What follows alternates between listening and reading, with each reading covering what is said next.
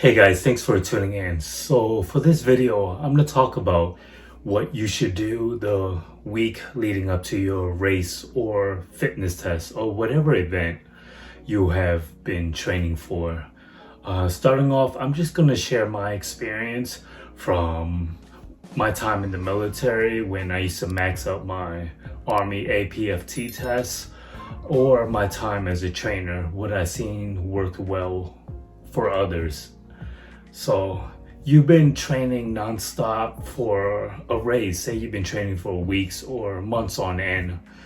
The week leading up to the race, should you train nonstop until the day of the race? In my opinion, no.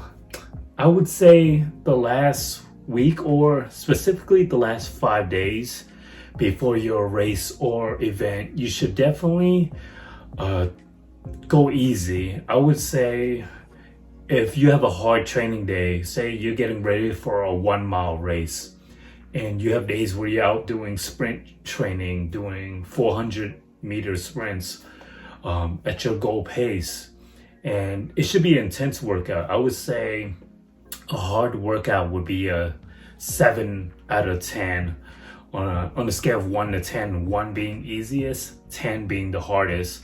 Your hard training should be a 7 and up out of 10. And I would say easy training will be anywhere between a 4 and 6. But the week leading up to the race or event you're training for, I say you should tone down your workouts to between a 1 and 3. It should just be a tune-up work. It should not be anything that pushes you to the limit. But at the same time, you don't want to just stop working out. You don't want to show up there on race day cold turkey. So I would say the last 5 days before a race, just tone it down to between a 1 and 3, 1 to 3 on the scale of 1 to 10. It should just be light and easy workouts leading into the race so you're not rusty. But it should be easy specifically for you. An example would be, say, for the 1 mile race, there are people out there, for instance, elite runners, they can run a mile in about 4 or 5 minutes. Easy run for them would be running a couple miles before the race or the day before, and it wouldn't even be a workout for them. And they'll run it at a slow pace, maybe 7 or 8 miles per hour. That's their easy pace.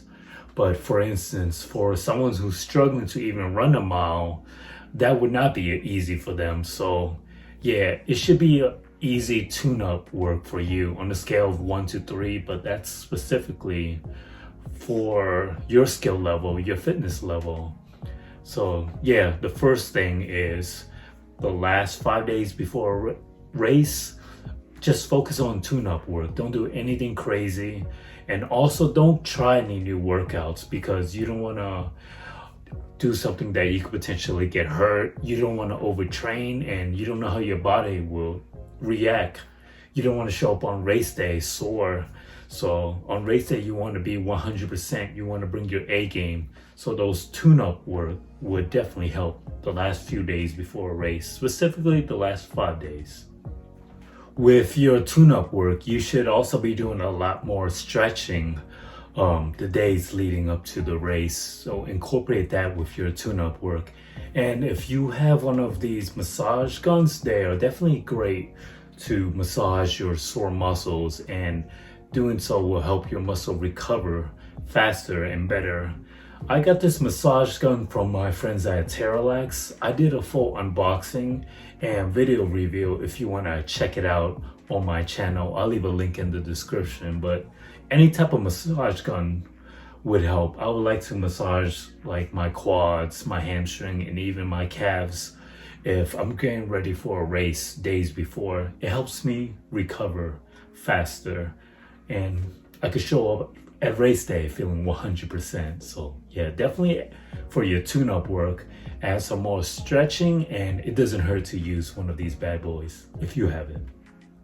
Another important tip I want to add is the week leading into the race or event, make sure you don't try any new food, mainly because you don't know how your body will react to it. You don't want to eat something new and have indigestion problems and stomach pain, diarrhea, whatever the day before or the day of the race.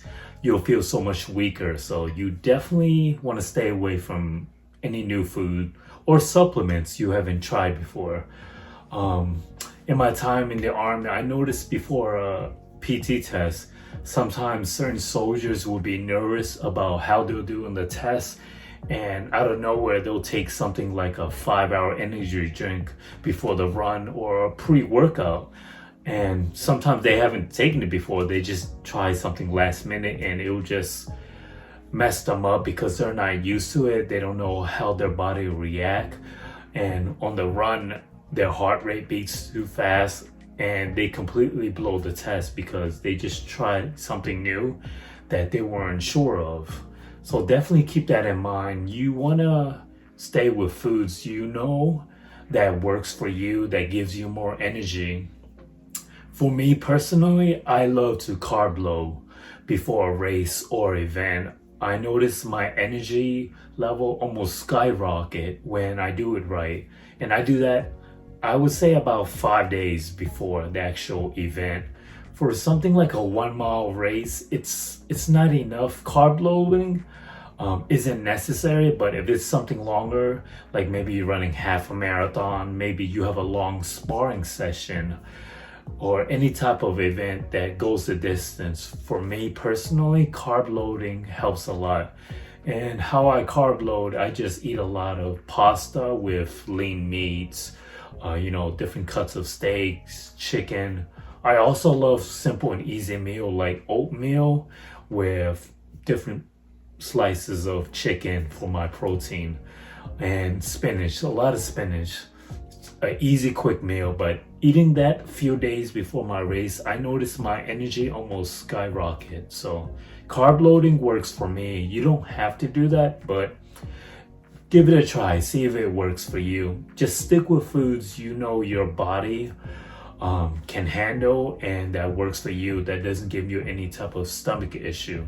You don't want to try a new meal the night before and wake up on race day with diarrhea or stomach issues. So definitely stick to foods you know that works for you and your body. Another tip I feel like a lot of people don't think about is you should start training your body to be up and moving at the time of your race. Say for instance, on Friday, that's when your race starts and it's early in the morning at 6 a.m. Days before it or weeks before it, if possible, you should train your body to be up and moving at 6 a.m. Like even for your tune-up workouts, you should be up and moving at around the race time. So come race day, when it's time for you to actually put in the work and race, it should be a smooth and easy transition. That's important because say you're a night owl like me and you're so used to working out late at night, you don't want to be at a disadvantage on race day when you're just not used to being up and moving. You feel tired because you're not training at that time. So if possible, always try to train and move around the time whatever your race or event is. So come race day, it just becomes a natural, smooth transition for you. One final tip I have for you is when you show up on race day, just get out there and try your best and have fun with it.